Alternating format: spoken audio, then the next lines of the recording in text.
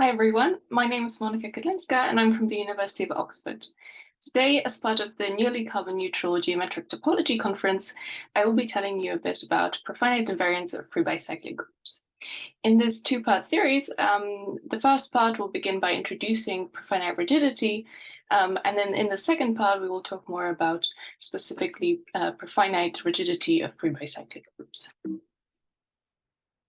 Okay, so the motivating question here is how much can you learn about a certain group by just studying its actions on finite objects? So profinite rigidity aims to determine the properties of groups, which can be solely detected in their collection of finite quotients. Now, a priori, this is actually doomed to fail. Indeed, if we take any infinite simple group A, and take the direct product of A with a group G, then G and G direct product A will just have the same finite quotients. So really, by looking at finite quotients, you can't distinguish these two groups apart. For this reason, we introduce this notion of residual finiteness. So a group G is said to be residually finite if for any non-trivial element G in my group, I can find a finite quotient of a big group G such that a little g does not get killed under this quotient. Now, residually finite groups actually abound in geometric group theory.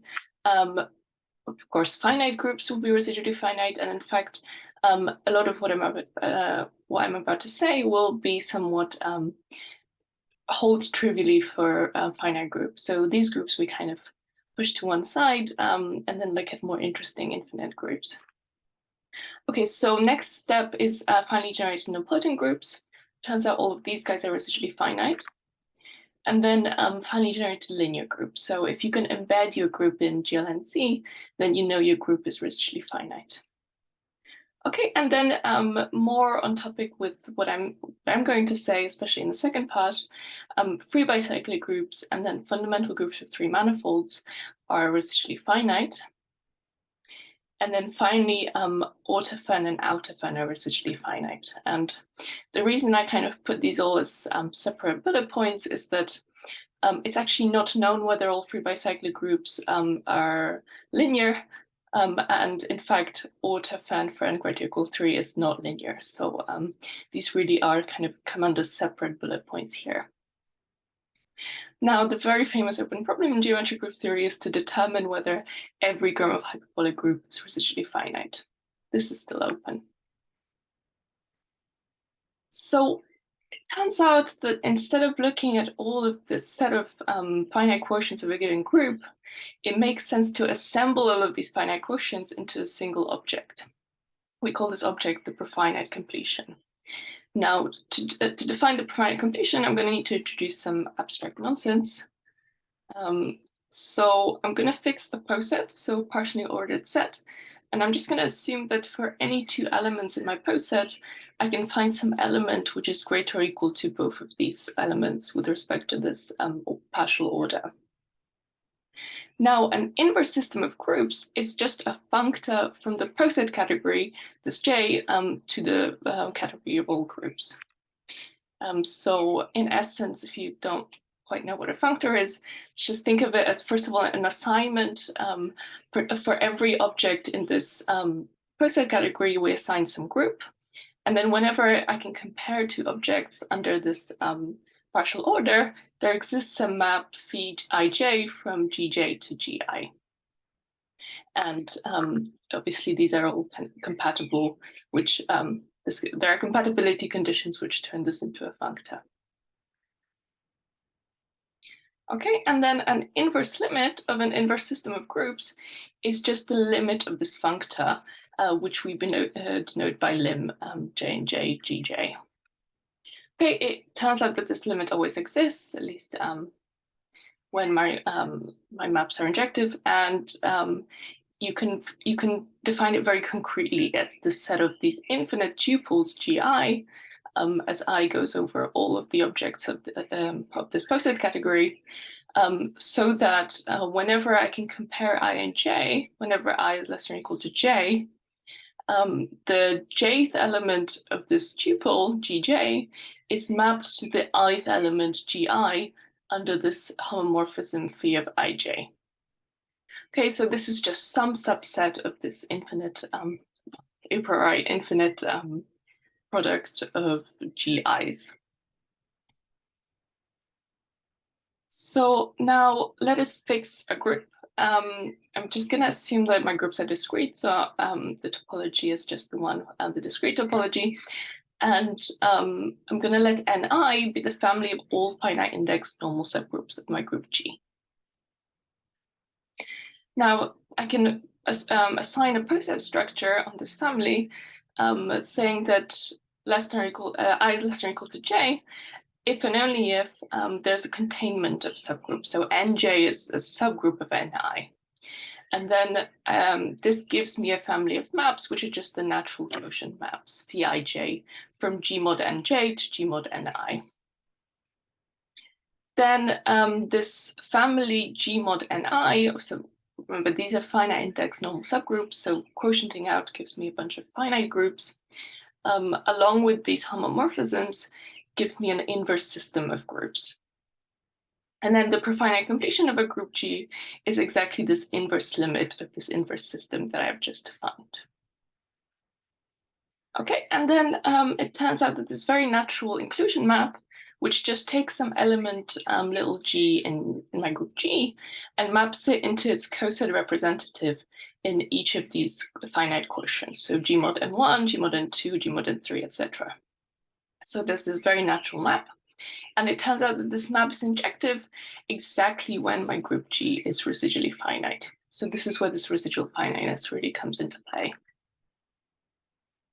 Okay, so now let's introduce a bit more topology here. We have a bunch of finite groups. We can just again equip them with the discrete topology. But since these guys are finite, this makes it into a compact topological space.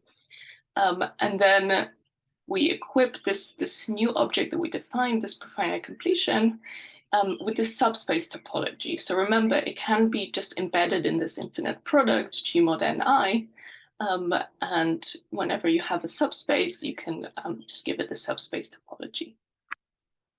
Okay, and it turns out that now under this subspace topology that we described, the image of my group G under this embedding map is dense inside G, so it's kind of almost everything. Okay, and then furthermore, this very nice relationship between finite index subgroups of my group G and open subgroup or subsets of G hat. Okay, so we've defined this topology, and now it turns out that it really it kind of really relates. Let's just go between these finite index subgroups of G and open subsets of G hat. And the way this map works is it just takes this finite index subgroup H of G and it embeds it into G hat via this inclusion I, and then we just want to take the closure of this guy. Okay, and it turns out that if the finite index subgroup I started with was normal, then it turns out that this guy will be normal as well in G hat, if and only if. Moreover, the index is preserved, and then the isomorphism type of the quotient if this group was normal. Okay, and somehow these fairly basic facts tell us that this G hat, this profinite completion is exactly the thing, encodes the thing that we wanted to study, which is the sets of finite quotients of a group. So indeed, if I have two finitely generated residually finite groups, the following are equivalent. Their profinite completions are isomorphic, and G and H, these underlying groups, have the same sets of finite quotients. Okay, and just a little further note, a very famous result of Nikolov Siegel from 2007 tells us that every subgroup of finite index in G hat is actually open. So the consequence of this is that this isomorphism from the lemma, it doesn't have to be a topological isomorphism. It's here I just require isomorphism of the underlying groups. Great, so now we're ready to define what we mean by profinite rigidity. So we define this object called the profinite genus of a finally generated residually finite group G. to be the set of all finely generated residually finite groups H whose profinite completion is isomorphic to G. Okay, and then we say a group is profinitely almost rigid, or let's start with profinely rigid if this profinite genus is single, has a single element, just G itself.